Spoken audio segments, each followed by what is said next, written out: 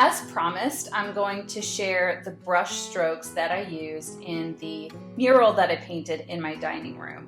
I was kind of making it up as I went along, so I didn't do a full tutorial. I did take some pictures, but I thought it might be helpful if I show how I did the brush strokes on video, since that's definitely the kind of thing that's helpful to see on video. So for the mural, I used milk paint. For this demonstration, I'm just using some acrylic paint.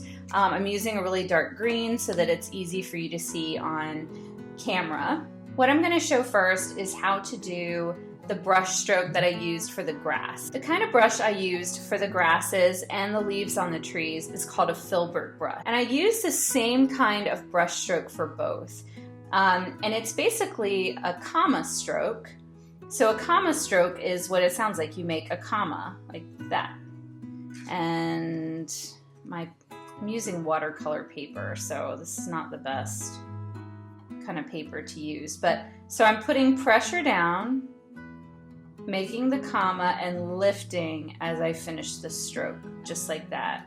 And you can see how for just a rough mural, this is just, really does sort of emulate a leaf. Okay, I'm adding some more medium. This is a glazing medium. I'm adding some more of that to my paint.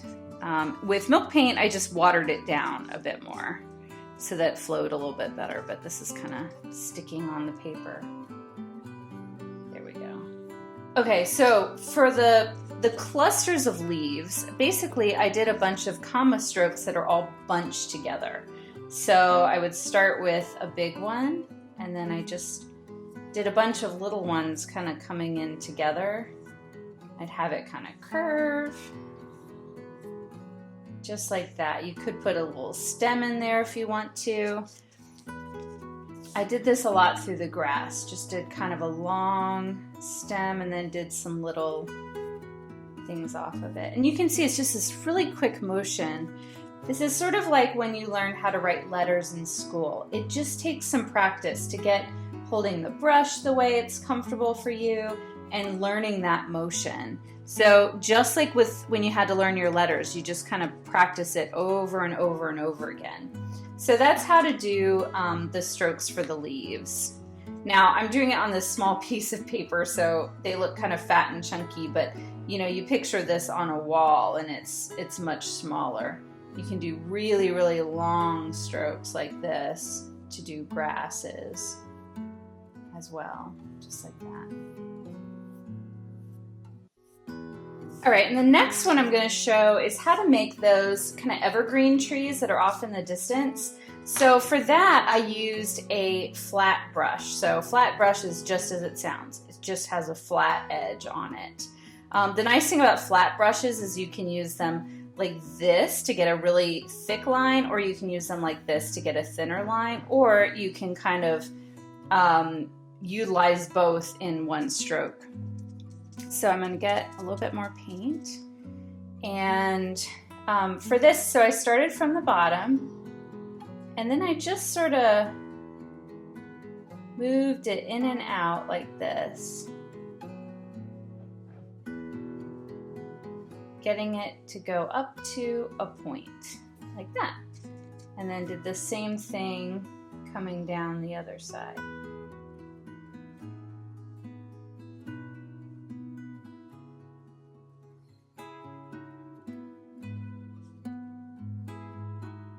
And that's it. And you can make it, even as I did here, you can make it so it's lighter on one side and darker on the other side, so that it looks like the light is hitting it from this angle.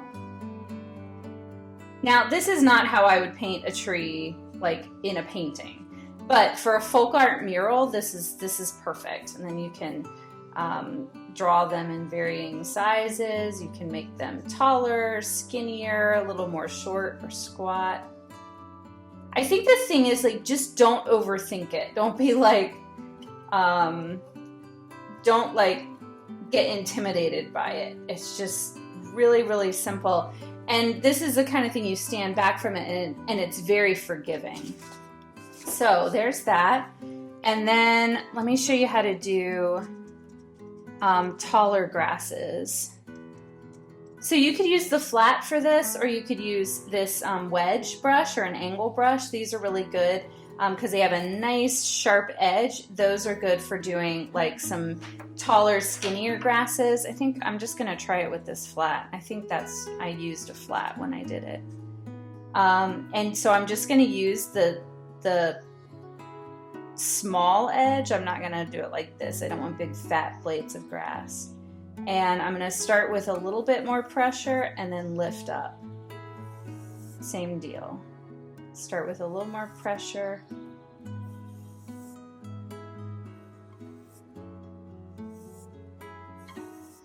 And what I did with these is I did them in layers. So I would do, like on the tree, I would do a bunch of leaves in a very, so it's really glazed. Let's see, not glazed, it's like very sheer, the paint. Like this, really soft and transparent. That's the word I'm looking for, transparent. Okay, very soft. And then I'd come in with more paint, darker paint over it. And what that gives, and I don't want to go over those brush strokes I just made. I want to make new ones down in front of it.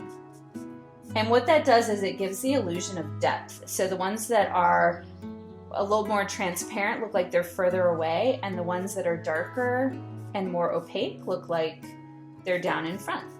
So there you go. There are a few of the brush strokes that I used in the mural. And that's really it. I just kind of repeated these over and over and over again until I got the finished look that I wanted.